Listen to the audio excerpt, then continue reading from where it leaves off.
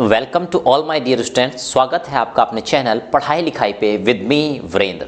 तो देखिए स्टूडेंट्स, आज हम लोग देखने वाले हैं क्लास 9th साइंस सब्जेक्ट का chapter number 11 that is work and energy. इस चैप्टर से रिलेटेड हम एमसीक्यू क्वेश्चन देखने वाले हैं। विभिन्न सोर्सों से हम प्रैक्टिस करेंगे ऐसे क्वेश्चन की जो आपके एग्जाम पॉइंट ऑफ व्यू से काफ़ी इंपॉर्टेंट हो जाते हैं। तो आइए स्टूडेंट्स शुरू करते हैं आज का वीडियो।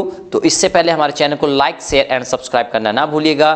चलिए बिना कोई वक्त गवाए हुए लेते हैं पहला question. When a body falls freely towards the earth, जब कोई बॉडी गिर रही होती है फ्रीली, फॉल कर रही होती गिर रही होती है टुवर्ड्स द अर्थ, अर्थ की तरफ, देन इट्स टोटल एनर्जी, तब उसकी टोटल एनर्जी जो होती है उसके बारे में कौन सा स्टेटमेंट इनमें से सही है।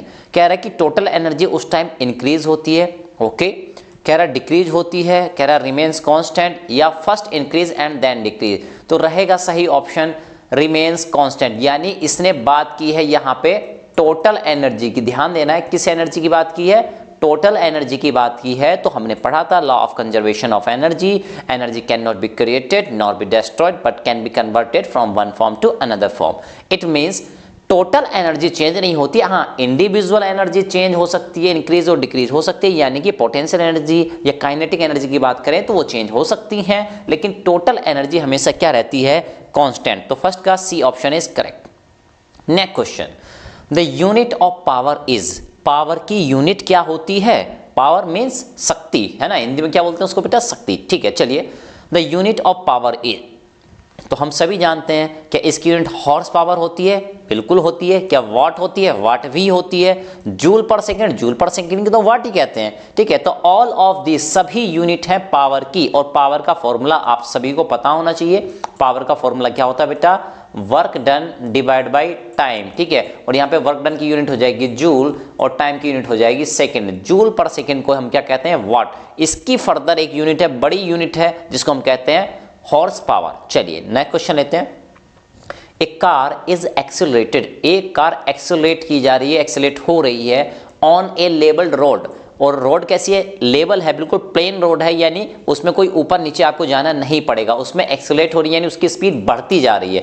And attains A velocity of 4 times of initial velocity, यानी कि उस कार की स्पीड बढ़ती जा रही है और पहले की जो इनिशियल स्पीड थी उससे लगभग 4 गुना हो गई। कितनी हो गई, उससे 4 गुना हो गई है, 4 टाइम्स हो गई है। In this process the potential energy of the car, इस केस में कार की पोटेंशियल एनर्जी क्या हो जाएगी। तो उसने पूछा है पोटेंशियल एनर्जी क्या हो जाएगी, कह रहा है डज नॉट चेंज, चेंज नहीं होगी भाई, वेलोसिटी पे तो सीधे सीधे डिपेंड करता है। तो यानी हम जानते हैं कि भाई जो काइनेटिक एनर्जी का फॉर्मूला होता है, ठीक है, काइनेटिक एनर्जी का फॉर्मूला क्या होता है बेटा, सभी लोग जानते हैं, तो वो होता है हाफ, और यहाँ पे आ जाएगा आपका मास, और यहाँ पे आ जाएगा आपका वेलोसिटी का स्क्वायर। तो देखो पहले अगर 1 थी और अब 1 की जगह 1 का स्क्वायर करेंगे तो 1 आएगा, और अब उसकी जगह अगर 4 रख देंगे, 4 का स्क्वायर क्या आएगा बेटा, 16 आ जाएगा, यानी पहले से 16 टाइम हो जाएगी। क्या ऐसा ऑप्शन कहीं पे दिखाई दे रहा है आपको, ठीक है। तो देखो भाई क्या 3 का कहीं ऑप्शन दिखाई दे रहा है, तो ये है डज नॉट चेंज, कह रहा है कि चेंज नहीं होगी। ठीक है, दूसरा option becomes twice so that of initial, पहले की क्या हो जाएगी, डबल हो जाएगी, ट्वाइस हो जाएगी। ठीक है, और क्या कह रहा है, becomes 4 times that of initial, पहले की एनर्जी का 4 टाइम्स हो जाएगी। ठीक है, और तीसरे में क्या कह रहा है, सॉरी फोर्थ में become 16 times that of initial, क्या हो जाएगी बेटा, 16 टाइम्स हो जाएगी। तो क्या ऑप्शन हो सकता है बेटा, देखो अब ऐसे तो हमने देख लिया, बट हमें लगा काइनेटिक एनर्जी का फॉर्मूला ये है, तो 16 टाइम्स हो जाएगी, इसलिए उसने आपको सारे ऑप्शन ये दे दिए है ना, 16 टाइम्स दे दिया, यानी जो जो चेंजेस, जो जो मिस्टेक आप कर सकते थे वो सारे यहाँ पे दे दिए। बट क्वेश्चन में पूछा गया था बेटा क्या पोटेंशियल एनर्जी, क्या दिया गया था, पोटेंशियल एनर्जी। तो आपको ध्यान रखना चाहिए कि पोटेंशियल एनर्जी जो होती है बेटा क्या होती है, तो ये होती है हमारी mgh, क्या होती है बेटा, m इंटू जी इंटू एच। तो भाई देखो m मास चेंज नहीं हो रहा ऑब्जेक्ट का, जी चेंज नहीं हो रहा और हाइट चेंज नहीं हो रही, लेवल्ड रोड है। तो आपको पॉइंट ये कैचअप कर रहा था, यहाँ पे क्या हो जाएगा बेटा, ये डज नॉट चेंज, यानी कोई भी चेंज उसमें नहीं होगा। तो काइनेटिक एनर्जी की बात करें तो 16 टाइम हो जाएगी, लेकिन पोटेंशियल एनर्जी की बात करें तो डज नॉट चेंज, कोई भी चेंज नहीं होगा। तो इस क्वेश्चन में पोटेंशियल एनर्जी पूछा गया था, तो that's why option A is correct. ठीक है, और काइनेटिक एनर्जी पूछता तो 16 टाइम राइट हो जाता, बट हमारे क्वेश्चन के हिसाब से ए option is correct. Next question 1 HP, HP means horse power, अभी पीछे भी आया था क्वेश्चन। तो 1 HP किसके बराबर होता है? कह रहा 1000 वाट के इक्वल होता है, कह रहा है कि 500 वाट के इक्वल होता है, कह रहा 746 वाट के इक्वल होता है, या 420 वाट के इक्वल होता है। तो 1 horse power is equal to 746, 746 watt. तो ये आप ध्यान रखिएगा, ये डाटा है, इसको रिमेंबर करिएगा। चलिए fifth question, in case of negative work the angle between the force and the displacement is. जब कभी भी निगेटिव वर्क डन होता है तो आपको ध्यान रखना है, ऐसे केस में जो फोर्स होता है, ठीक है, और जो आपका डिस्प्लेसमेंट होता है, दोनों अपोजिट डायरेक्शन में होते हैं। निगेटिव वर्क डन के केसेस में जो फोर्स होता है दैट इज F, और जो डिस्प्लेसमेंट होता है दैट इज S, वो क्या होता है? एक दूसरे के अपोजिट डायरेक्शन में होते हैं। तो यानी देखो इनके बीच ये एंगल कितना बना, तो आप देख पा रहे हैं कि ये एंगल हो जाएगा बेटा 180 डिग्री। कितना हो जाएगा? 180 डिग्री। तो अब आप ऑप्शन से यानी 0 डिग्री, 45 डिग्री, 90 डिग्री और 180 डिग्री, ये 4 ऑप्शन हमको दिए हुए थे। तो right option is D, that is 180 degree. Next question, the form of energy possessed by a flying kite। अब देखिए पतंग उड़ रही है, तो एक उड़ती हुई पतंग के पास कौन सी एनर्जी होती है? तो आप सभी जानते हैं कि भाई ये आप हो गए, ये धागा है ऐसे, और यहाँ पे काइट उड़ रही है, यहाँ पे काइट उड़ रही है, सपोज दैट। तो भाई देखो जब काइट उड़ रही होती है तो उसकी हाइट भी चेंज होती है क्या? यस, जब उड़ रही है तो ऊपर भी जाएगी, नीचे भी आ सकती है, आप खींच भी सकते हो, यानी कि जब वो फ्लाई कर रही है उस टाइम पे उसकी हाइट भी चेंज हो जाती है। Very good. क्या उसकी स्पीड यानी वो मोशन भी करती है क्या उस टाइम पे? ये पॉइंट आपको देखना है। तो डेफिनेटली वो मोशन भी करती है, यानी कि जब वो उड़ रही होती है तो ऊपर जाएगी, नीचे आएगी, ऊपर जाएगी, नीचे जाएगी, ऐसे भी करेगी, यानी उसके पास मोशन भी है और साथ ही साथ वो अर्थ से कुछ हाइट पे भी है ना। तो इसलिए हम कह सकते हैं कि भाई अगर मोशन कर रही है तो काइनेटिक एनर्जी भी होगी, और हाइट पे है तो पोटेंशियल एनर्जी भी होगी। तो यानी इस केस में राइट ऑप्शन क्या हो जाएगा? Both kinetic energy and potential energy उस केस में उसके पास होती हैं। तो 6 का राइट ऑप्शन हो जाएगा बेटा सी क्वेश्चन। चलिए नेक्स्ट, एन आयरन स्फीयर, एक लोहे का गोला है ऑफ मास 10 kg, और जो लोहे का गोला है आयरन स्फीयर है उसका मास है 10 kg, has the same diameter as an aluminium sphere. अब देखो भाई दो गोले हैं, दोनों का साइज सेम है, दोनों का साइज क्या है? सेम है। दोनों का डायमीटर क्या है? अब देखो मुझसे यहाँ पे बन गया छोटा बड़ा, लेकिन आप समझ लीजिएगा कि भाई दो स्फीयर है और दोनों का साइज सेम है, गोले का साइज क्या है? वो सेम है, यानी उनका डायमीटर क्या है? सेम है। बस फर्क क्या है? एक किसका है? एक आयरन का है जिसको हम Fe से डिनोट करते हैं, और एक किसका है? एल्यूमिनियम का है। ठीक, वेरी गुड। तो आप सभी जानते हैं कि भाई एल्यूमिनियम हल्का होता है और आयरन क्या होता है? भारी होता है। ओके, तो भाई आयरन वाला जो गोला है वो 10 किलोग्राम का है, और एल्यूमिनियम वाला जो है वो 3.5 किलोग्राम का, यानी 3.5 किलोग्राम का है। बोथ स्फीयर्स आर ड्रॉप्ड, इन दोनों स्फीयर को गिराया जाता है साइमल्टेनियसली, एक साथ, फ्रॉम ए टावर, कहां से? एक टावर से, यानी ऊपर कोई टावर रहा होगा, यहां से इनको नीचे की साइड में गिरा दिया गया, छोड़ दिया गया। When they are 10 metre above the ground, यानी वो बस ये जो जमीन है इससे कितना मीटर ऊपर है? बस 10 मीटर ऊपर रह गए, यानी कुछ ऊपर से गिराया गया था, अब जमीन से केवल 10 मीटर ऊपर है। They have the same, तो उनके पास सेम चीज होगी, सेम अमाउंट में होगी। क्या चीज होगी बेटा? कह रहा कि एक्सेलेरेशन, बिल्कुल एक्सेलेरेशन दोनों पे जी लगेगा। ओके, क्योंकि जी तो डिपेंड नहीं करता है ना, ग्रेविटेशन वाले चैप्टर के एमसीक्यू वाले में हमने देखा कि भाई जी किस चीज पे डिपेंड करता है, तो ऑब्जेक्ट के मास पे तो करता नहीं है। ठीक, तो यानी एक्सेलेरेशन होगा सेम, बिल्कुल सही बात है, होगा। और भी देख लेते हैं, कह रहा momenta, potential energy, kinetic energy, बिल्कुल नहीं भाई। को देखो भाई जब वो 10 मीटर की हाइट पे हैं above the ground, they have the same, उनके पास सेम चीज क्या होगी? ठीक है, तो कह रहा पोटेंशियल एनर्जी, भाई पोटेंशियल एनर्जी कैसे सेम हो जाएगी? फॉर्मूला क्या होता है? mgh। क्या होता है फॉर्मूला? mgh। अब भाई जब दोनों का मास अलग अलग है ना, हाइट तो देखो सेम है, जी सेम है, लेकिन मास तो डिफरेंट हो गया, तो पोटेंशियल एनर्जी सेम नहीं हो सकती। मोमेंटा ये तो हमने पढ़ा ही नहीं, तो बहुत कम चांस है कि ये हो, लेकिन हाँ एक्सेलरेशन सेम होता है। काइनेटिक एनर्जी सेम होगी कि नहीं होगी? नहीं हो सकती। ठीक है, काइनेटिक एनर्जी भी क्या होगी? सेम नहीं हो सकती है। तो राइट ऑप्शन क्या हो जाएगा भाई? हाँ, क्योंकि काइनेटिक एनर्जी का फॉर्मूला क्या होता है? हाफ mv², तो उसमें भी मास पे डिपेंड करती है। ठीक है, उसमें क्या करती है? मास पे डिपेंड करती है, तो काइनेटिक एनर्जी डिफरेंट हो जाएगी। That's it, right option is a acceleration. Next question, work done by centripetal force is, centripetal force जो होता है उसके द्वारा किया गया कार्य, वो जो कार्य करता है उसके बारे में कुछ फैक्ट है। कह रहा है यूनिटी ऑलवेज, हमेशा 1 होता है।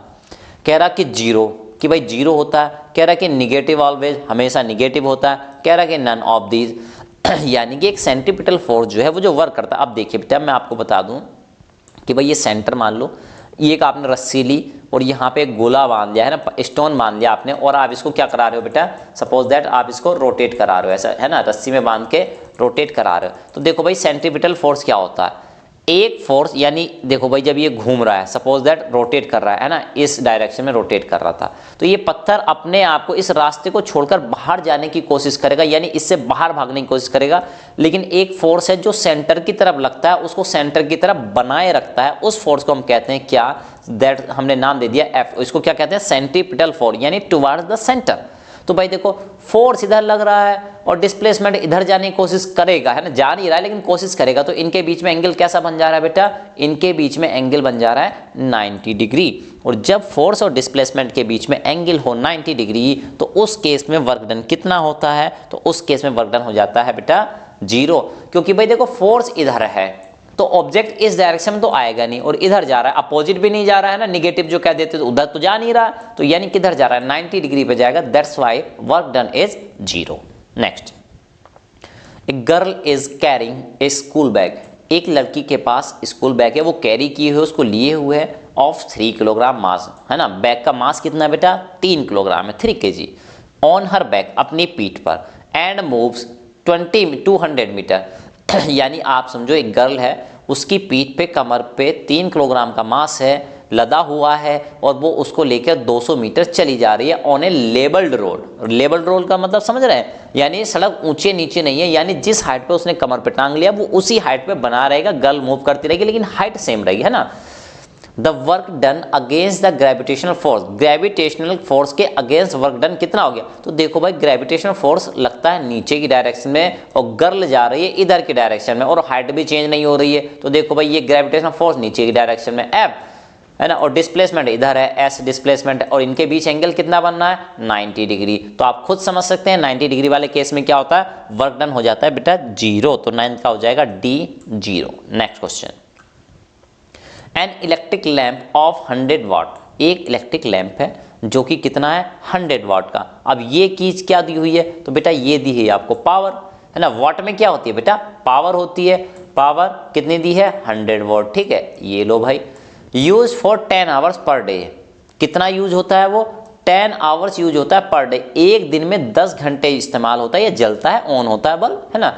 Calculate the electricity bill to be paid in 1 month, अब भाई एक मंथ का बिल कितना आएगा ये कहा जा रहा है। तो एक दिन में आप समझ लीजिएगा, एक दिन में 10 घंटे यूज होता है, तो टोटल टाइम कितना हो गया बेटा, है ना, टोटल टाइम कितना हो गया, ये यार आवर आप निकाल लीजिए, ठीक है, कितना आवर हो गया, तो एक दिन में 10 घंटे, तो 30 दिन में कितना होगा 300 आवर्स, है ना, 30 दिन में कितना होगा 30 डेज में कितना हो जाएगा बेटा 300 आवर्स। ओके, आपने आवर्स निकाल लिए, यहाँ पे आपने वॉट निकाल लिया है, ठीक। तो भाई देखो जो बिजली का बिल आता है वो किलोवाट आवर के अकॉर्डिंग आता है, किसके, किलोवाट आवर के। अब हम इसके किलोवाट आवर निकाल लें, या हम कहें कि हम एनर्जी निकालने लगे, है ना, किलोवाट आवर में क्या होती है एनर्जी होती है, तो कितना हो जाएगा बेटा 100 × 300, कितना हो जाएगा 100 × 300, क्या watt into hour, watt into hour, ठीक है, वॉट इंटू आवर हो जाएगा, ठीक। तो देखो भाई ये कितना आ जाएगा, तो ये आ जाएगा 3 0 0 0 और 0, यानी कि 4 टाइम्स 0 आ जाएगा। तो भाई देखो 3 0 को कैंसिल करके हम उसको क्या कर सकते हैं, वॉट को वाट आवर को किलोवाट आवर, यानी ये हमारा आ गया कितना बेटा 30 kWh, कितना आ जा रहा है 30 kWh। आप समझिएगा कैलकुलेशन को, जब 30 किलोवाट आवर आ जा रहा है तो कह रहा है कि 1 किलोवाट आवर की जो कॉस्ट है 1 kWh की जो कॉस्ट है वो 5 रुपए है, तो 30 kWh की कितनी हो जाएगी बेटा डेफिनेटली 30 × 5, कितनी हो जाएगी 30 × 5। आप सभी जानते हैं 30 × 5 कितना होता है, आई थिंक 150, है ना, तो इसमें तो कोई मैथ में तो कोई प्रॉब्लम होगी नहीं। चलिए तो 10th का ऑप्शन हो जाएगा बेटा डी, दैट इज 150 रुपीज। इस तरह से आप क्वेश्चन को सॉल्व कर सकते थे। चलिए, which one of the following is not the unit of energy, इनमें से कौन सी यूनिट नहीं है, किसका एनर्जी की यूनिट नहीं है, तो देखो बेटा कह रहा जूल, भाई जूल में तो फोर्स होता है, ये तो हो ही नहीं सकती। जूल में क्या होता है, फोर्स होता है? जी नहीं, जूल में तो न्यूटन होता है। ऐसी बात है क्या?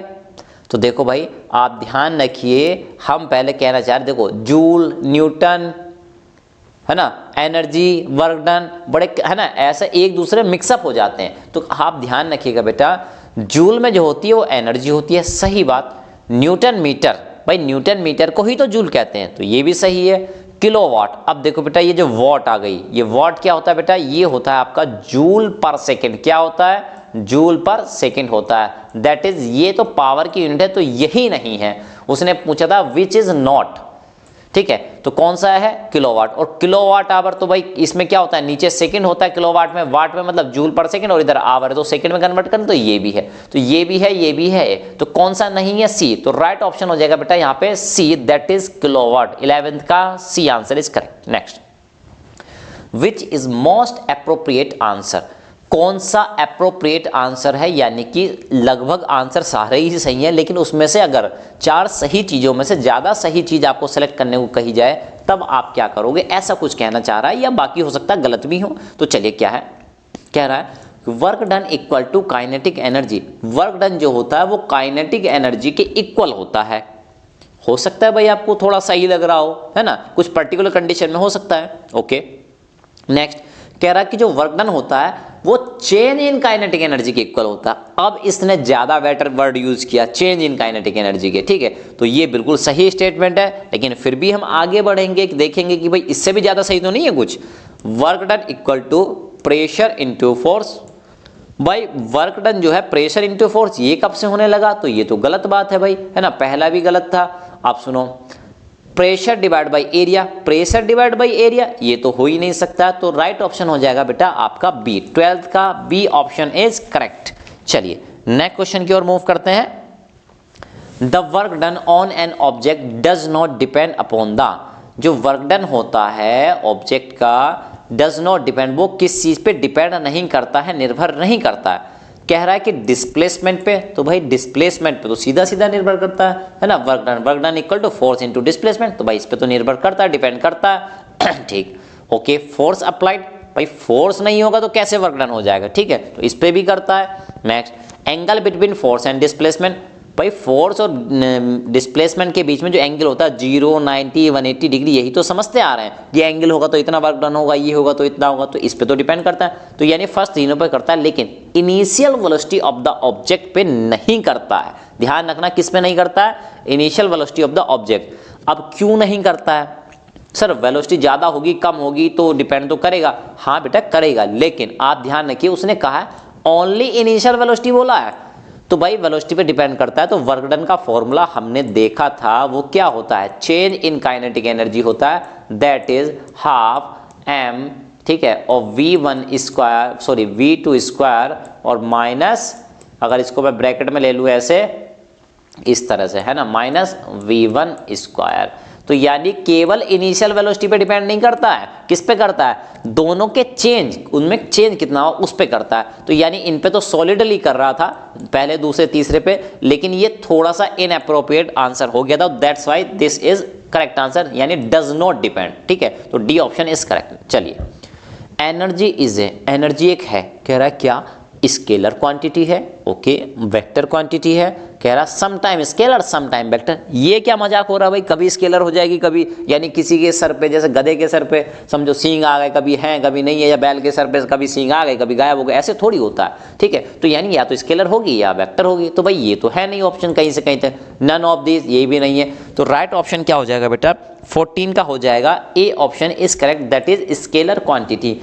एनर्जी स्केलर क्वांटिटी है, इसके लिए डायरेक्शन की जरूरत नहीं पड़ती, ओनली मैग्नीट्यूड की रिक्वायरमेंट होती है, दैट्स व्हाई स्केलर क्वांटिटी है, ए option is correct. Next, water stored in dam possess, तो जो डैम में पानी स्टोर होता है, आप देख लिए भाई, डैम ऐसे समझो, एक बर्तन समझो, एक बैसल, तो इसमें क्या होता है? पानी स्टोर होता है ना, इतनी हाइट तक, इतनी हाइट तक, इतनी हाइट तक, ऊपर तक स्टोर होता रहता है, पर रुका रहता है उसमें, ठीक है भाई, डैम में पानी रुका रहेगा, तो यानी कि जब रुका हुआ है तो उसकी हाइट बढ़ती चली जाती है, हाइट बढ़ती चली जाती है, यानी mgh ज्यादा हो जाता है, तो उसके पास पोटेंशियल एनर्जी हो जाती है। कौन सी एनर्जी? Potential energy. कहाँ पे है potential energy? I think D option is correct. तो इस तरह से आप आइडिया लगा सकते थे कि पोटेंशियल एनर्जी उसके पास होती है। 15 का क्या हो जाएगा बेटा, डी इज करेक्ट। चलिए 16 क्वेश्चन पे चलते हैं। 1 किलोवाट इक्वल टू, 1 किलोवाट किसके इक्वल होता है? आई थिंक इससे सिंपल क्वेश्चन कुछ नहीं हो सकता है कि भाई 1 kilowatt equal to 10 watt, 1000 watt और 100 वॉट। ठीक है, तो आप ध्यान रखिए बेटा, किलो, ये वर्ड जो है ना किलो, जहां पे भी जुड़ गया तो समझो उसका मीनिंग क्या है, 1000। तो 1 की मल्टीप्लाई कर दो 1000 से, उतने हो जाएंगे वाट। तो आई थिंक ये हो गया 1000 वाट। सबसे सिंपल क्वेश्चन यही था। Next, a body is falling from A height h। एक ऑब्जेक्ट है, एक बॉडी है जो कि h हाइट से गिर रही है, नीचे की तरफ ही गिरेगी definitely. After it has fallen A height h/2, और जब ये h/2 हाइट गिर जाती है, यानी कि आधा हिस्सा गिर जाती है, आधी हाइट तक पहुंच जाती है, इट विल पोजेस, उस टाइम पे इसके पास होगी, क्या होगी? कह रहा ओनली पोटेंशियल एनर्जी। तो भाई देखो, ये मान लिया हमारी क्या है, अर्थ है, और ये हो गई हाइट h। ये कितनी हाइट है टोटल? h। ठीक है, कितनी हाइट है बेटा? h है। अब देखो भाई, जब ये ऑब्जेक्ट यहाँ पे था रुका हुआ, तो इसके पास, जब रुका हुआ था मोशन में नहीं था, तो इसके पास पोटेंशियल एनर्जी थी ओनली, उस टाइम पे काइनेटिक एनर्जी नहीं थी। लेकिन ये जब गिर चुका है, गिर रहा है, एग्जैक्टली आधा गिर रहा है, और कितनी हाइट पहुंच चुका है? आधी हाइट पहुंच चुका है। ठीक, जमीन से कुछ ऊपर है, तो h/2 है, तो भाई ये mgs तो होना है, इसके पास पोटेंशियल एनर्जी तो है। लेकिन जब ऊपर से गिर रहा है तो इसकी स्पीड भी तो है, वेलोसिटी भी तो है, इसमें मोशन भी है, तो इसके पास पोटेंशियल भी होगी, काइनेटिक भी होगी। तो ऐसा कोई ऑप्शन है? Yes, half potential and half kinetic energy, बिल्कुल सही बात कही है। 17 का हो जाएगा बेटा, C option is correct. Next question, potential energy of a body depends on its. Potential energy जो होती है वो डिपेंड करती है किस पे? कह रहा पोजीशन पे, बिल्कुल पोजीशन पे, लोकेशन पे डिपेंड करती है, शेप पे डिपेंड करती है। तो जब भी हम वीडियो में बताते हैं, आपको कोई भी वीडियो डालते हैं, तो उसमें बिल्कुल क्लियर कट आपको मिल जाता है कि भाई जान लीजिए पोटेंशियल एनर्जी केवल पोजीशन पे, लोकेशन पे, हाइट पे डिपेंड नहीं करती, उसकी शेप पे, कॉन्फ़िगरेशन पे भी डिपेंड करती है। तो दोनों चीज पे डिपेंड करती है। और हाँ, थर्ड ऑप्शन देखो दिया है, पोजीशन एंड कॉन्फ़िगरेशन, तो ये हो जाएगा हमारा right option is C, mass and velocity. ये हो जाएगा गलत, पोटेंशियल एनर्जी की बात कर रहा था। ठीक है, तो यहाँ पे वेलोसिटी तो नहीं आएगा, मास तो आ सकता था लेकिन वेलोसिटी नहीं आएगा, तो that's why position and configuration is right answer. चलिए next, the rate of doing work is called. काम करने का जो दर होता है, जो रेट होता है, उसको हम क्या कहते हैं? बिल्कुल सिंपल क्वेश्चन है, बिल्कुल बेसिक डेफिनेशन है, तो ठीक है, उसमें हम ज़्यादा टाइम नहीं लेंगे। क्या कहते हैं उसको? पावर कहते हैं। क्या कहते हैं? पावर। यानी कि फॉर्मूला भी देखिए, P इजिकल टू क्या होता है? Work done divide by time, ये होता है पावर का फॉर्मूला। चलिए नेक्स्ट क्वेश्चन, इसका ये क्वेश्चन कौन सा था भाई? 19 था, ये हो जाएगा 20 है, इसको सही कर लीजिएगा, कौन सा हो जाएगा? 20। ओके चलिए आगे चलते हैं। Mechanical energy of a body includes. Mechanical energy जो होती है किसी ऑब्जेक्ट की, किसी बॉडी की, तो उसमें मैकेनिकल एनर्जी में क्या क्या चीज़ें इंक्लूड होती हैं, क्या क्या चीज़ें शामिल होती हैं? कह रहा काइनेटिक एनर्जी ओनली, कह रहा potential energy only. Next, kinetic energy and potential energy, तो ये है राइट आंसर। तो आप जान लीजिए, जो हमारी मैकेनिकल एनर्जी होती है, तो मैकेनिकल एनर्जी होती है हमारी बेटा क्या? Potential energy plus kinetic energy. क्या फॉर्मूला होता है? Potential energy plus kinetic energy, यानी दोनों के समेशन के बराबर होती है हमारी क्या? Mechanical energy. Next question, a load of 50 kg is pulled. एक लोड है 50 ग्राम का, सॉरी 50 किलोग्राम का, इज पुल, उसको खींचा जा रहा है, पुल किया जा रहा है अपवर्ड, कहाँ? ऊपर की दिशा में। यानी ऐसे समझो, ये 50 किलोग्राम का था, कितने का था बेटा? 50 kg का। अब इसको ऊपर की तरफ एक फोर्स लगा रहे हैं भाई, तभी तो खींचेगा ऊपर से, ठीक, ऊपर को अभी तो खींचेगा, ठीक है।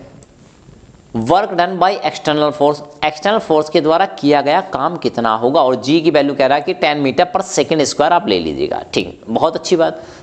तो देखो भाई, फोर्स लगेगा ऊपर और डिस्प्लेसमेंट भी होगा ऊपर, यानी कि दोनों सेम डायरेक्शन में, तो जो भी वैल्यू आएगी वो पॉजिटिव आएगी। अब कितनी आएगी भाई? तो देखो भाई, वर्क डन क्या हो जाएगा? पोटेंशियल एनर्जी वाला फॉर्मूला लगा देंगे इसमें, mgh वाला। m कितना है बेटा? 5 है, g कितना है? 10 है, और h कितना दिया है बेटा? आई थिंक 5, सॉरी, है ना। तो ये 50 था, मास था 50 और g था 10, तो देखो 50 × 10 500, 500 × 5 कितना हो जाएगा? 2500, ठीक है, ये हो जाएगा 2500 और वो भी पॉजिटिव, है ना, क्योंकि यहाँ पे देखो निगेटिव वाला भी दिया है कंफ्यूज करने के लिए आपको, ताकि आप दोनों में उलझ जाए और कोई क्वेश्चन गलत हो जाए आपका किसी तरह। तो आपको बचना है इन सब चीज़ों से, इसलिए कहते हैं कि चारों ऑप्शन जरूर देख लिया करें। तो 21 का हो जाएगा बेटा क्या, B option is correct. Next question, if speed of a car becomes 8 time, अगर किसी कार की स्पीड 8 गुना कर दी जाए, किससे 8 गुना, तो आप समझिए जितनी पहली थी इनिशियल में मान लीजिए 1 थी और लास्ट में क्या कर दिया आपने 8 गुना, तो उसका 8 टाइम्स हो जाएगा यानी 8। इट्स काइनेटिक एनर्जी बिकम, तो उसकी काइनेटिक एनर्जी क्या हो जाएगी, तो हम सभी लोग जानते हैं काइनेटिक एनर्जी का जो फॉर्मूला होता है बेटा वो होता है ½ mv²। अब देखो पहले थी सपोज करो 1, तो 1 का स्क्वायर करोगे तो क्या आएगा, ये आ जाएगा 1 ही आएगा। अब दोबारा जब करोगे इसको 8 कर दोगे तो 8 का स्क्वायर करोगे तो बेटा क्या आएगा 64 आ जाएगा। तो क्या आ जाएगा 64। तो आप कह सकते हैं कि ये कितना हो जाएगा 64, कहां पे, सबसे लास्ट वाला option, that is D option is correct, 22 का D. Next, A mass m falls from A height h, एक मास है h हाइट से गिर रहा है any point on its path. तो देखो भाई ऐसे करते हैं, ये एक ऑब्जेक्ट है, ठीक है, ये हाइट कितनी थी बेटा आप जान लो, ये हाइट थी हमारी h, कितनी थी h, ठीक। अब ये m मास है, ये मास कितना m है, ये टोटल हाइट है h। जब इसको यहां से गिराया जाता है एनी पॉइंट ऑन इस पाथ, इस पाथ के एनी पॉइंट पे, कोई भी एक पॉइंट ले लो, यहां पे हमने एक पॉइंट ले लिया। अब देखो भाई यहां पे हमने एक पॉइंट ले लिया है, तो कह रहा है on its path the total energy, अब टोटल एनर्जी की बात कर रहा है, क्या कर रहा है, टोटल एनर्जी की बात। तो आप एक कॉन्सेप्ट क्लियर कीजिए यहाँ पे कि भाई देखो टोटल एनर्जी चेंज नहीं होती है, वो उतनी ही रहती है, ठीक। अब टोटल एनर्जी उतनी ही रहती है तो मतलब, तो चाहे तो आप इस पॉइंट पे निकालो, चाहे इस पॉइंट पे निकालो, चाहे इस पॉइंट पे निकालो, एनर्जी तो सेम रहनी है। बस इसी पॉइंट को हमने पकड़ लिया। इट मीन्स भाई ऊपर कितनी एनर्जी थी, तो यहाँ पे ऊपर थी एनर्जी कितनी mgh, जितनी हाइट रही होगी, है ना, तो उतनी एनर्जी थी, ठीक। तो यहाँ पे mgh थी। अब जब ये नीचे आ रहा है तो इसकी काइनेटिक एनर्जी बढ़ती जा रही है, पोटेंशियल एनर्जी घटती जा रही है, लेकिन टोटल एनर्जी का जो अमाउंट होगा, जो क्वांटिटी होगी, वो mgh के बराबर ही रहेगी। दैट्स वाई, तो कह रहा है mgh/2, mgh/4, mgh, तो राइट ऑप्शन इज mgh। कह रहा है डिपेंड्स ऑन हाइट, बेटा टोटल एनर्जी हाइट पे डिपेंड नहीं करती, पोटेंशियल एनर्जी ओनली डिपेंड करती है हाइट पे, है ना। तो राइट ऑप्शन हो जाएगा बेटा क्या, सी, 23 का सी। चलिए next question, a person lift, एक पर्सन ने लिफ्ट किया एक बैग को, ठीक है, कितने का है 5 kg का, सॉरी 50 kg का, up to a height of 5 metre, कितनी ऊंचाई तक 5 मीटर तक। तो देखो भाई ये था एक बैग जो कि है 50 kg का, कितने का 50 kg का, इसको हम कितनी ऊंचाई तक लेके गए, इसको हम 5 मीटर की ऊंचाई तक हमने क्या किया, पर्सन ने उसने उठा लिया, कितने टाइम में 5 सेकंड में, कितने टाइम में 5 सेकंड में। कह रहा कैलकुलेट द पावर, अब हम पता होना चाहिए भाई पावर का फॉर्मूला क्या होता है, तो पावर का फॉर्मूला क्या होता है बेटा, power equal to work done divide by time, ये होता है पावर का फॉर्मूला, ठीक। अब वर्क डन कैसे निकलेगा, तो वर्क डन निकलेगा बेटा पोटेंशियल एनर्जी वाले फॉर्मूले से। तो इसमें क्या है m दैट इज 50, g कुछ नहीं दिया तो हम आसान मानेंगे ना, 10 मान लेते हैं, ठीक है, और h कितना दिया है बेटा, ये भी दिया है कितना 5 मीटर, ठीक। तो ये तो वर्क डन हो गया, और डिवाइड बाय टाइम कितना है 5। तो देखो बेटा 5 से 5 कैंसिल आ जाएगा, 50 × 10 दैट इज 500। कहां पे है बेटा, सबसे लास्ट ऑप्शन है D is correct. Next question, if A light bulb, एक बल्ब है, इज स्विच्ड ऑन, उसको ऑन किया जाता है फॉर 20 सेकेंड, कितने टाइम के लिए 20 सेकेंड्स के लिए, एंड इट कंज्यूम 2400 जूल, और इसने 2400 जूल इलेक्ट्रिकल एनर्जी कंज्यूम कर ली। तो भाई जूल में क्या होता है, एनर्जी होती है, जिसको हम वर्क डन के नाम से भी जानते हैं, है ना। तो एनर्जी की वैल्यू कितनी है, ये आप कहिए वर्क डन की वैल्यू कितनी है, वो है आपकी 2400 जूल, ठीक है। और क्या कह रहा है, टाइम कितना दिया है, तो बेटा टाइम कितना दिया हमको, टाइम दिया है 20 सेकेंड, कितना दिया है 20 सेकेंड, ठीक। तो हमें पता है कि भाई पावर का फॉर्मूला कई बार पढ़ चुके हैं, है ना, कि भाई पावर का जो फॉर्मूला होता है वो होता है आपका एनर्जी और डिवाइड बाय टाइम। क्या होता है, एनर्जी डिवाइड बाय टाइम। हमसे क्या पूछा है, पावर, तो ठीक है कर दो, ठीक है। एनर्जी की वैल्यू हो गई क्या 2400 डिवाइड बाई 20, कितना आ जाएगा बेटा, ये देखो 0 0 कटा, ये कितना आ जाएगा, इससे काटेंगे 120, कितना आंसर आ जाएगा 120। तो 25 का क्या आंसर हो जाएगा बेटा, A 120 watt. Okay next question, the unit of power is watt. Unit of power is क्या होती है, वॉट होती है, सभी को पता है। इन ऑनर ऑफ, यानी यूनिट ऑफ पावर है वो वाट रखी गई थी, किसके ऑनर में, किसके सम्मान में, है ना। तो कोई डेफिनेटली भाई साइंटिस्ट ही रहा होगा कोई। चलिए देखते हैं कौन, क्या वो न्यूटन थे, जी नहीं। क्या वो जेम्स वाट थे, यस वो जेम्स वाट थे। बर्जीलियस नहीं थे, डाल्टन नहीं थे, तो न्यूटन भी नहीं थे, कौन थे, जेम्स वाट। तो यानी कि वाट जो यूनिट रखी गई है पावर की, ये किसके सम्मान में रखी गई, तो ये थे हमारे James Watt. Next question, what is the commercial unit of energy. Commercial unit क्या है, किसकी, एनर्जी की। तो कॉमर्शियल यूनिट बेटा हमारे घरों में जो मीटर्स लगे हुए होते हैं, बिजली के मीटर्स होते हैं, उनमें जो रीडिंग आती है, ठीक है, वो किस में आती है, वो kWh में आती है। किस में आती है, kWh। सबसे लास्ट टॉपिक है चैप्टर का, kWh मींस किलोवाट आवर। तो कहां पे है किलोवाट आवर, तो ये this is the right choice. 27 का हो जाएगा बेटा, बी ऑप्शन इज करेक्ट। चलिए नेक्स्ट क्वेश्चन, ए toy car spring stone. Toy car आपने देखी है, ठीक है, उसमें एक चाबी होती है, की होती है, जिसको हम ऐडते हैं, ट्विस्ट करते हैं, और वो क्या करता है, उसके अंदर एक कॉइल स्प्रिंग होता है जो कि ऐंठ जाता है, ट्विस्ट हो जाता है, वो अपने अंदर पोटेंशियल एनर्जी स्टोर कर लेता है पोजीशन के कारण, है ना, और एनर्जी स्टोर कर लेता है। जैसी चाबी छोड़ते हैं, की छोड़ते हैं, वो फिर से गाड़ी आगे बढ़ना स्टार्ट हो जाती है।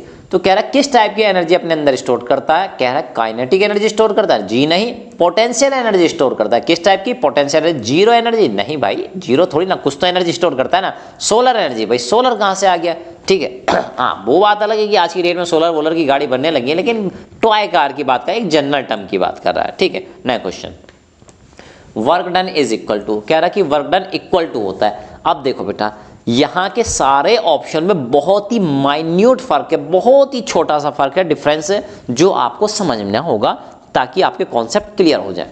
पहला फोर्स एंड डिस्टेंस, कह रहा है कि वर्क डन जो होता है फोर्स इंटू डिस्टेंस होता है। बिल्कुल सही बात है, फोर्स की यूनिट होती है न्यूटन और डिस्टेंस की होती है मीटर, वाह बिल्कुल सही। तो ऐसा आपकी सोच में आ सकता है, लेकिन अगला ऑप्शन देखिए तब आपको पता चलेगा भाई क्या दिक्कत थी। आप कह रहा है कि फोर्स इंटू डिस्प्लेसमेंट, तो यहां वर्ड यूज किया गया डिस्प्लेसमेंट, बिल्कुल। तो डिस्टेंस से मैटर नहीं होता, डिस्प्लेसमेंट भी चाहिए भाई, यानी कि आपको क्या चाहिए, डिस्प्लेसमेंट चाहिए होता है। Next, force and displacement in the perpendicular direction of the applied force. अब भाई डिस्प्लेसमेंट की डायरेक्शन भी बताने लगा, तो कह रहा परपेंडिकुलर डायरेक्शन मतलब ये हो गया आपका फोर्स और ये हो गया डिस्प्लेसमेंट। क्या दोनों में 90 डिग्री होना चाहिए, भाई 90 डिग्री होगा तो वर्क डन तो जीरो हो जाएगा, ठीक है। तो वर्क डन कहाँ कुछ होगा, यानी कुछ वैल्यू तो आनी चाहिए। चलो क्या इससे भी बेटर है ना, इसको लगा सकते हैं हम, लेकिन क्या इससे भी बेटर ऑप्शन है उसकी तरह। तो एमसीक्यू क्वेश्चन जो है मल्टीपल चॉइस, चॉइस आपके पास बहुत सारी, उसमें से एक चुनना है, ठीक है। तो यानी वो सारे के सारे ऐसा नहीं कि गलती ही होंगे, कुछ कम गलत भी हो सकते हैं, या आप कह सकें कौन सा ज्यादा सही है ये चॉइस करना, यही सिखाता है आपको एमसीक्यू क्वेश्चन या ऑब्जेक्टिव टाइप क्वेश्चन। तो हमको बेटर ऑप्शन सेलेक्ट करना होता है। चलिए next, force into displacement in the direction of applied force, बिल्कुल सही। तो ये ज्यादा एप्रोप्रिएट आंसर है, that is option D. Next question, when we tossed a coin, जब हमें एक सिक्का उछालते हैं, आपने देखा होगा मैच में विराट कोहली है ना टॉस उछालते हैं, एमएस धोनी उछाला करते थे कॉइन, ठीक है। तो जब वो टॉस जो है हमारा जो कॉइन है, जो सिक्का है, वो टॉस किया गया, यानी हवा में उड़ रहा है, उड़ा दिया हमने उसको, टॉस कर दिया, द कॉइन है, तो उस समय पे कॉइन के पास क्या है, कह रहा ओनली काइनेटिक एनर्जी। भाई कॉइन क्या है, टॉस है, तो भाई मूव तो कर रहा है वो, तो काइनेटिक एनर्जी उसके पास है, लेकिन उसने लिख दिया केवल काइनेटिक एनर्जी होती है। चलो पहले देख लेते हैं क्या इससे बेटर ऑप्शन है, ओनली पोटेंशियल एनर्जी।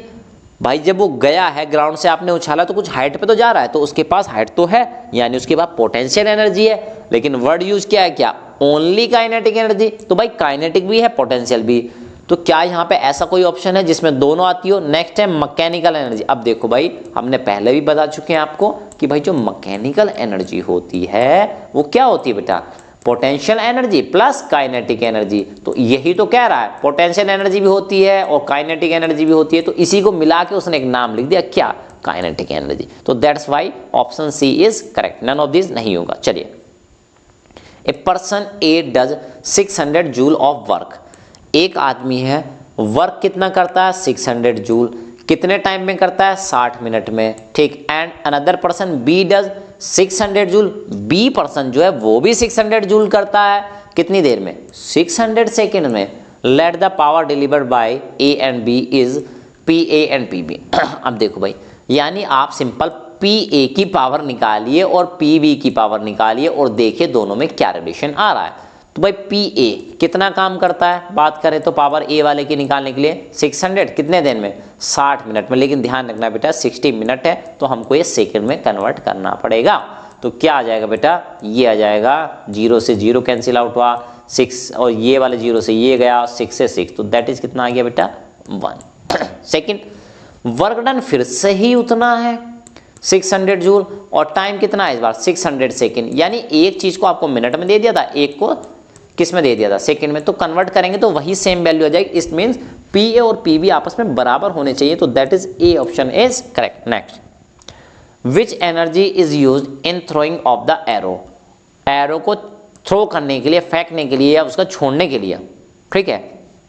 कह रहा है विच एनर्जी इज यूज्ड, कौन सी एनर्जी का इस्तेमाल करते हैं हम, यानी ये धनुष जो है और धनुष कमान जो है और तीर, तो इसको पीछे खींचते हैं तो ये स्ट्रिंग की शेप चेंज हो जाती है, उसी की मदद से तो स्ट्रेच हो जाती है ना, तो उसी की एनर्जी इसमें स्टोर हो जाती है, फिर एरो जाता है आगे इसकी स्ट्रिंग की एनर्जी लेके। चलिए, तो it mean potential energy store हो जाती है इन द बो, बिल्कुल सही बात है। काइनेटिक एनर्जी स्टोर हो जाती है इन द बो, बिल्कुल गलत बात है। न्यूक्लियर, अरे भाई ये कहां से आ गया, अभी तो बहुत आगे के लेवल की चीज है, ये तो होगा नहीं। तो right answer is potential energy stored in the बो, ठीक है। चलिए नेक्स्ट क्वेश्चन की तरफ चलते हैं। स्वर्णिमा एंड वैदेही, दो गर्ल्स हैं, एक है स्वर्णिमा, दूसरी है वैदेही, ये दो देवियां हैं। Have masses in the ratio, इनका जो मास है वो रेशो में है, किस में 4:5, यानी स्वर्णिमा का मास कह लीजिए कि 4 है और वैदेही का मास कह लीजिए क्या है 5 है, 5 है। If both are running in a race, अगर दोनों एक रेस में दौड़ती हैं, या आप कह लो कि दोनों रेस लगा रही हैं, ठीक है, विद द सेम स्पीड, और दोनों की स्पीड क्या है सेम है, यानी कि दोनों की वेलोसिटी क्या है बेटा सेम है, लेकिन मास अलग है, इसका मास ये है, इसका मास ये है, ठीक है।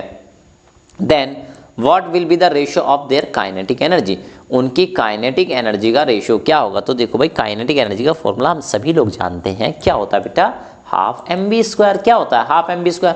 अब भाई वेलोसिटी तो दोनों की सेम हो गई, तो वेलोसिटी तो फर्क पड़ेगा नहीं, मास से फर्क पड़ेगा, तो जिस रेशो में हो जाएगा मास उसी रेशो में हो जाएंगी इनकी kinetic energy, that is 4:5।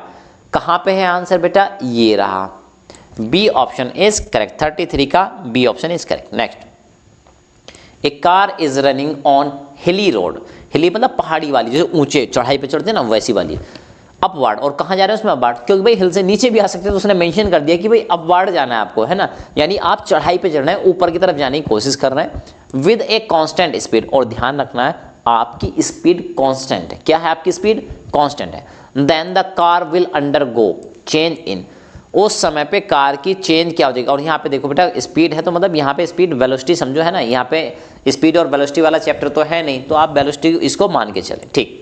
Then the car will undergo, तो उस टाइम कार में क्या होगा, किस टाइप के चेंज होंगे, यानी कि आप ऐसे समझो ये सड़क है और आप ऊपर की तरफ चढ़ रहे हो, लेकिन आपकी स्पीड क्या है बेटा कांस्टेंट है, सेम स्पीड से चढ़ रहे हो, यानी स्पीड चेंज नहीं हो रही है।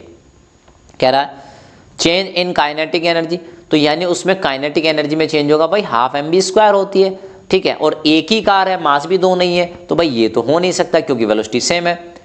No change in any energy, कह रहा है किसी भी एनर्जी में कोई चेंज नहीं होगा।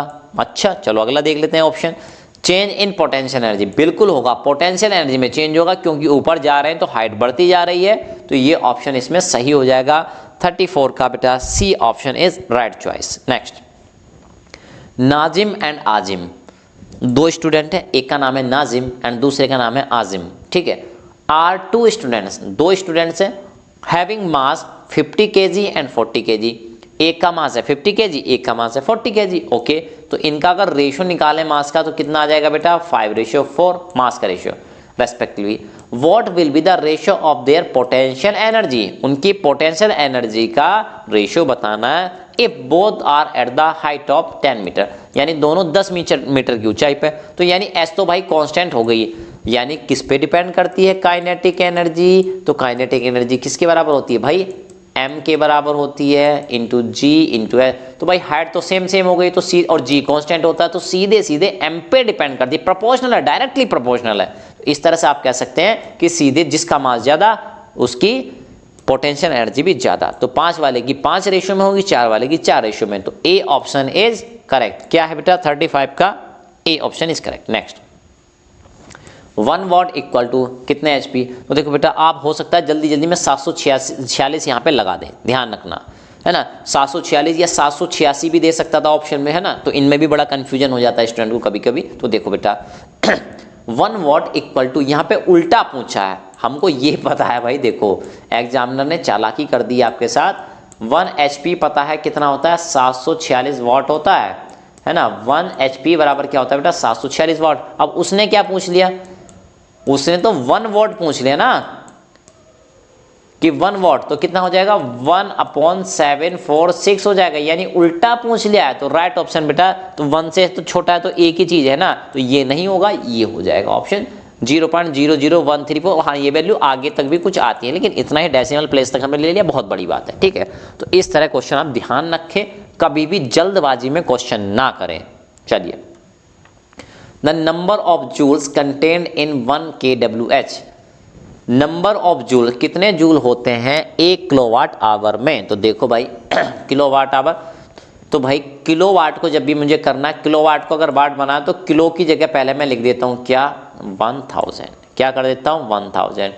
वाट की जगह वाट लिखे रहने देता हूँ, ठीक है, वाट की जगह वाट लिखे रहने देता हूँ। वाट का मतलब, और हाँ इसको वाट को ऐसे लिख दूँ क्या मैं, जूल बाई सेकेंड, क्या लिख देता हूँ joule by second, into hour को अगर सेकंड में बनाना है तो क्या करना पड़ेगा बेटा 60 इंटू 60, क्या करना पड़ेगा 60 इंटू 60 सेकेंड। तो देखो भाई सेकंड से सेकंड कट जाएगा तो जूल बचेगा, है ना। तो अब आप मल्टीप्लाई कीजिए 1000 इंटू 60 इंटू 60, तो भाई ये तो हो गया 1000, ठीक है, ये कितना हो गया बेटा 1000, और इसकी मल्टीप्लाई करेंगे किससे आप 3600, कितना हो जाएगा 3600। तो देखो बेटा 1 जीरो ये है, 2 ये है, 3 है, 4 है, 5 जीरो आएंगे, यानी 36 इंटू 10⁵ कहीं है क्या बेटा, ये है right choice, option number C 37 का C option is correct. Next question, during the interconversion of energy from one form to another form या अदर फॉर्म, यानी कि एनर्जी का कन्वर्जन हो रहा है एक फॉर्म से दूसरी फॉर्म में, तो कह रहा है the total energy at any time, तो उस टाइम की टोटल एनर्जी जब कन्वर्जन हो रहा है उस टाइम पे भी टोटल एनर्जी क्या होती है बेटा, कह रहा रिमेन्स कांस्टेंट रहती है, या जीरो रहती है, या इंक्रीज हो जाती है, या डिक्रीज हो जाती है। तो भाई ध्यान रख लो टोटल एनर्जी चेंज नहीं होती है, तो वो क्या हो जाती है बेटा, हमेशा कांस्टेंट रहती है। तो 38 का क्या हो गया बेटा, A option is right choice. Next 2 person, 2 person है, one is Rohit and another is Mohit, each of weight of 500 newton, और दोनों का वेट क्या है बेटा 500 न्यूटन है। अब दोनों का वेट है सेम 500 न्यूटन, तो उनका मास भी सेम होगा क्योंकि m इंटू जी होता है वेट, तो यानी उनका मास सेम दिया है 500 न्यूटन, 500 की 10 से अगर मान ले तो 50 किलोग्राम आ जाएगा। चलिए, क्लाइम ए रॉप, अब वो रॉप से चढ़ रहे हैं, रस्सी से चढ़ रहे हैं, ए हाइट ऑफ 8 मीटर, यानी कि जो रोहित थे ये भी चढ़ गए 8 मीटर, ठीक है, और जो मोहित थे ये भी चढ़ गए कितना 8 मीटर, ठीक है, और दोनों का मास भी क्या है सेम है, वेट क्या है सेम है। लेकिन कंडीशन एक थी बेटा, रोहित जो चढ़े वो 20 सेकंड में चढ़े और जो मोहित चढ़े वो 40 सेकंड में चढ़े। तो यहाँ से आपको साफ साफ दिखाई दे रहा है जो मोहित है उन्होंने ज़्यादा समय लिया है। तो देखो बेटा पावर क्या होती है, ठीक है, पावर का रेशियो, उन्होंने क्या पूछा what is the ratio of power, तो पावर क्या होती है बेटा work done divide by time, यानी पावर इनवर्सली प्रोपोर्शनल, उल्टा देखो टाइम अगर बढ़ेगा तो पावर कम होगी, है ना, टाइम अगर बढ़ेगा तो पावर क्या होगी कम होगी, इस तरह से देखा करो इनवर्सली प्रोपोर्शनल है। तो भाई देखो टाइम अगर कम है तो पावर बढ़ेगी, तो देखो ये और ये क्या है इनमें डबल, ये ले रहा 20 सेकंड, ये ले रहा 40 सेकंड, तो जिसका टाइम ज्यादा उसकी पावर कम, और कितनी कम, देखो ये क्या है, ये इससे डबल है, तो इसकी पावर क्या हो जाएगी, इसका रिवर्स उल्टा इफेक्ट करो, आधी हो जाएगी। तो यानी जो कम टाइम ले रहा है उसकी पावर ज़्यादा, और कितना 2 का रेशियो है, तो ये है 1/20, तो ये लेगा बेटा वो इसकी पावर होगी ज़्यादा, तो यानी ये 2 गुना पे होगी और ये क्या होगी 1 गुना पे होगी, है ना।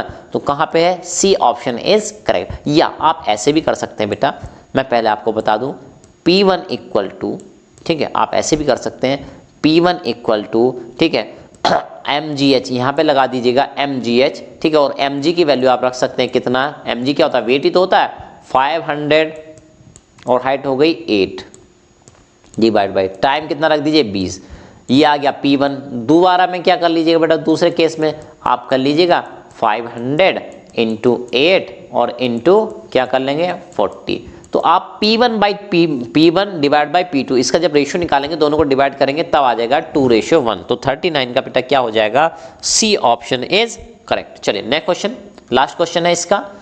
If a pump can lift, एक पंप है लिफ्ट कर सकता है, उठा सकता है 200 kilogram of water, 200 kilogram of water को लिफ्ट कर सकता है। अब लिफ्ट करेगा है ना, उठा के सर पे तो रखेगा नहीं, टैंक में भेजेगा उसको, okay. Through a height of 6 metre, mass है 200 kg, हाइट है 6 मीटर जहां तक वो उठा रहा है, और टाइम है कितना बेटा 10 second, then its power is, तो भाई देखो पावर क्या होती है, वर्क डन, और वर्क डन का फॉर्मूला लगा देंगे हम mgh, और mgh मतलब क्या हो गया है ना, mgh सुन के पता नहीं वो mdh वाला मसाला तो याद नहीं आता किसी को भाई, ठीक है। तो 200 यानी कि m इंटू जी, और h कितना है 6 मीटर, डिवाइड बाई टाइम कितना है बेटा 10 सेकेंड, तो ये 0 से इस वाले 10 को काट दो, चलो है ना, इस वाले 10 से इसको काट दो, तो 200 इंटू 6 दैट इज 1200 वाट, कितना आ जाएगा बेटा 40 का आ जाएगा बेटा, डी ऑप्शन इज करेक्ट 1200 वाट। तो इस तरह से आपने आज देखा 40 important question from chapter work and energy. तो और भी इंटरेस्टिंग वीडियो देखने के लिए देखते रहिए हमारा चैनल पढ़ाई लिखाई विद मी वीरेंद्र, और हमारे चैनल को लाइक शेयर एंड सब्सक्राइब करना ना भूलिएगा। चलिए जय